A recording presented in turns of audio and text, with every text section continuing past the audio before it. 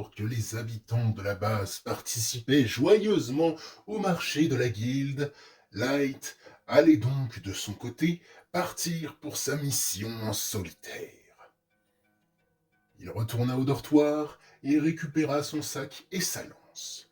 Puis, avant de l'enfiler, il regarda le prototype d'armure sur lequel lui et les jumeaux avaient travaillé. Pour l'instant, ça ne lui avait pas servi à grand-chose, au vu de ses capacités, mais il continuait de la porter malgré tout, lorsqu'il sortait des camps.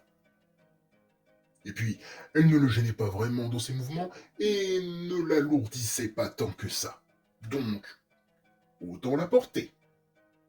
Puis, cette fois-ci, s'il tombait sur la créature, une protection supplémentaire ne serait pas de trop, songea-t-il. Il en profita aussi pour récupérer du matériel pour réparer les pièges qu'il devrait inspecter. Enfin, le moment du départ arriva.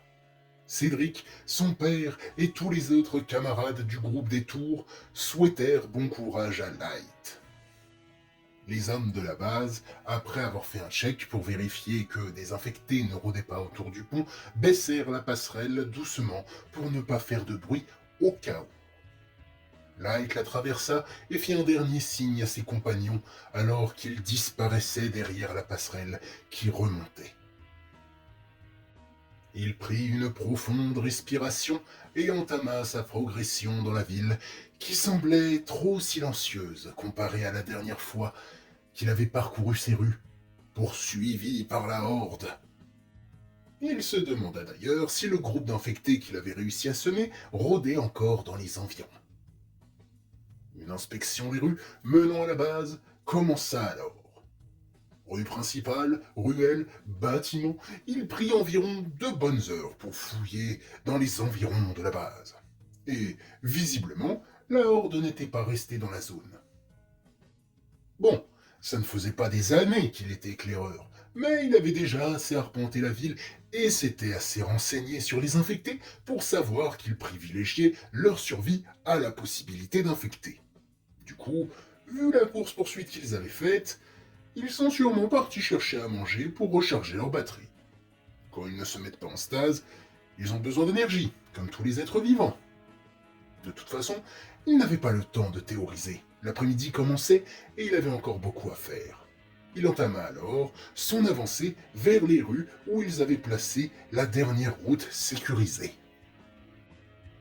Durant son inspection, il trouva encore quelques pièges abîmés ou actionnés. Il redoubla alors de prudence et fit 2 fois plus attention à ceux qui l'entouraient. Il essaya aussi de regarder s'il y avait des signes des derniers éclaireurs disparus. Des marques sur les murs, les lampadaires, les véhicules, n'importe quoi. Mais, au bout d'un moment, des frissons dans son dos se faisaient de plus en plus forts, et cette impression d'être épié était revenue. Il regarda tout autour de lui rapidement, paniqué, les sensations se faisant plus fortes. Soudain, il la vit. La masse gigantesque de 3 mètres de haut, à l'autre bout d'une ruelle. La chose qui se tenait de l'autre côté était si massive qu'on aurait dit qu'elle prenait toute la largeur du passage, laissant une ombre menaçante devant elle. Mais, malgré sa taille, à contre-jour, Light arriva à peine à discerner le visage de la créature. Il ne semblait avoir que 2 options, alors que la bête restait immobile, à le fixer, sa respiration rocailleuse, résonnant dans la ruelle. Soit il prenait la fuite, soit il l'affrontait.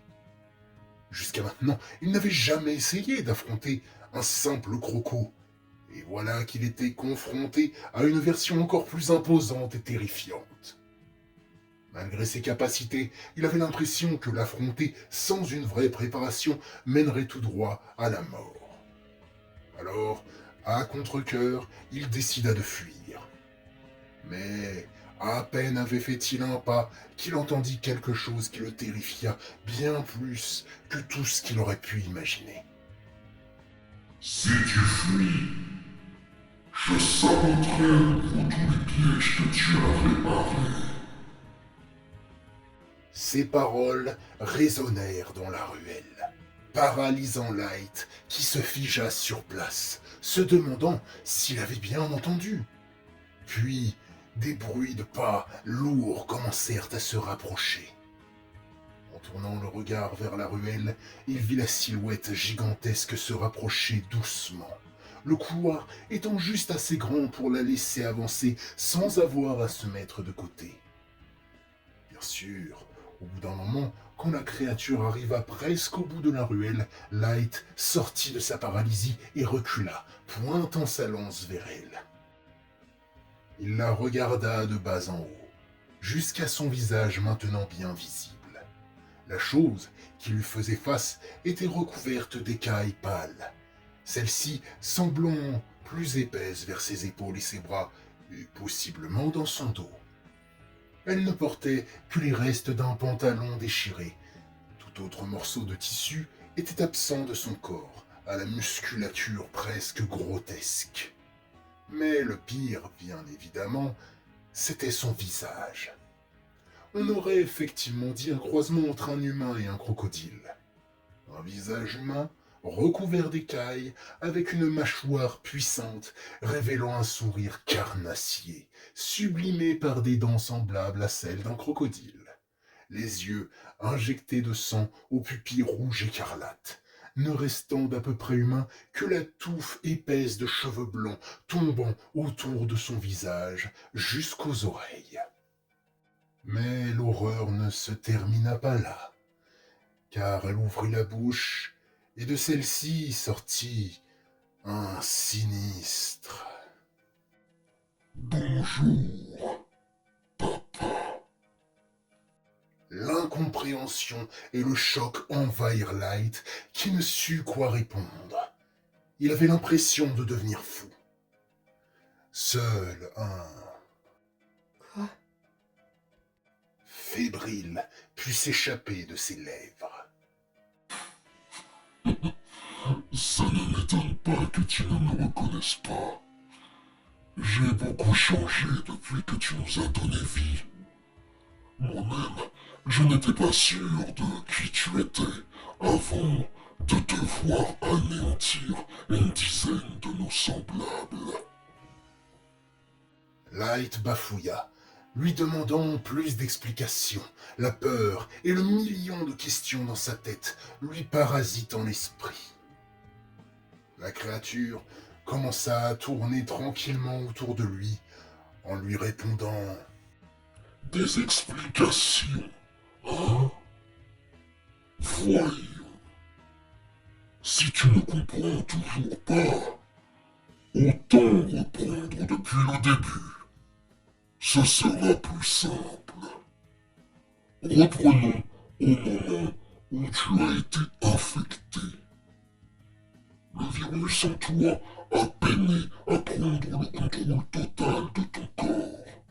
Car, ne venant pas d'ici, ton métabolisme est légèrement différent. Et, vu que tu continuais de te battre, même quand il a pris le contrôle de ton corps et nous a infectés, il t'a défini comme une menace. Notre premier réflexe a donc été de nous éloigner de toi pour évoluer tranquillement. Nous? Vous êtes plusieurs? Non. Attends. Vous avez été infecté par moi? dit Light, haletant, le cœur battant si fort que ça lui faisait presque mal. La possible vérité émergeant doucement dans son esprit. Il n'y a qu'un seul moment où j'ai attaqué des gens, où le virus contrôlait mon corps. Quand j'ai été retrouvé par le groupe de... Grogna de satisfaction la créature, avec un sourire machiavélique, en rapprochant brusquement son visage de celui de Light, le faisant reculer et basculer en arrière, surpris et choqué par le geste et par ce qu'il venait d'apprendre.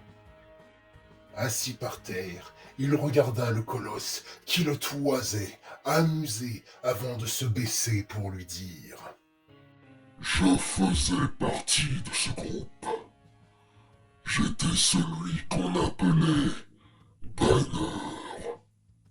Mais aujourd'hui, il ne reste plus rien de lui. La chose qui avait pris possession du corps de Banner se redressa et recommença à tourner autour de Light, qui commençait à avoir la tête qui tourne, justement. Il avait eu des doutes sur la mort de Léo et ses amis, n'ayant pas retrouvé leur corps, mais jamais il n'aurait imaginé qu'ils deviendraient de tels monstres. Le pauvre Light, lui, faisait une crise de panique. Encore une fois, des gens subissaient les conséquences de son arrivée dans ce monde. Il avait l'impression que son crâne et son cœur allaient exploser, et sa respiration était lourde et saccadée. Soudain, il sentit quelque chose se rapprocher lentement de son corps. Son instinct reprenant le dessus, il se propulsa sur le côté et regarda en direction de la menace. S'il n'avait pas pris de la distance, la main de la créature l'aurait attrapé. Il se sentait encore un peu mal, mais ce n'était pas le moment de craquer et de faiblir. Il se reprit donc et demanda à la chose ce qu'elle lui voulait. Elle le regarda, toujours avec ce sourire malsain, et lui répondit « C'est simple. Rejoins-nous et aide-nous à faire évoluer ce qui reste de l'humanité avec la nouvelle souche du virus que tu as fait naître en nous.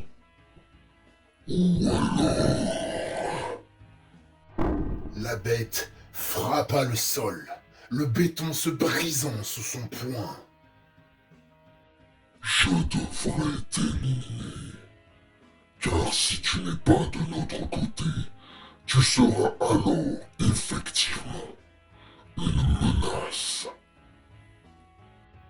De nouveaux frissons s'emparèrent de Light en imaginant devoir affronter cette monstruosité, sa confiance en ses capacités désormais ébranlée. Mais il n'y avait pas de choix à faire, bien évidemment. Il était pour lui hors de question d'abandonner ses amis et de rejoindre le camp des infectés. Il prit alors une profonde respiration, regarda son ennemi avec détermination et lui répondit sans hésitation. Y a aucun monde où je vous rejoindrai, toi et tes copains. Si je vous ai donné la vie, je vais devoir vous la reprendre. Tenant sa lance fermement entre ses mains, face à l'immense infecté qui se mettait en position pour le charger, Light s'apprêtait à se lancer dans le combat le plus rude qu'il aurait connu jusqu'alors. Et je vous donne rendez-vous au prochain épisode pour assister à ce combat dantesque. Oui, je sais, je vous embête à couper au meilleur moment. Mais ça, c'est mon petit plaisir à moi. Que voulez-vous? Je suis l'incarnation du chaos. Embêter les autres, c'est dans ma nature.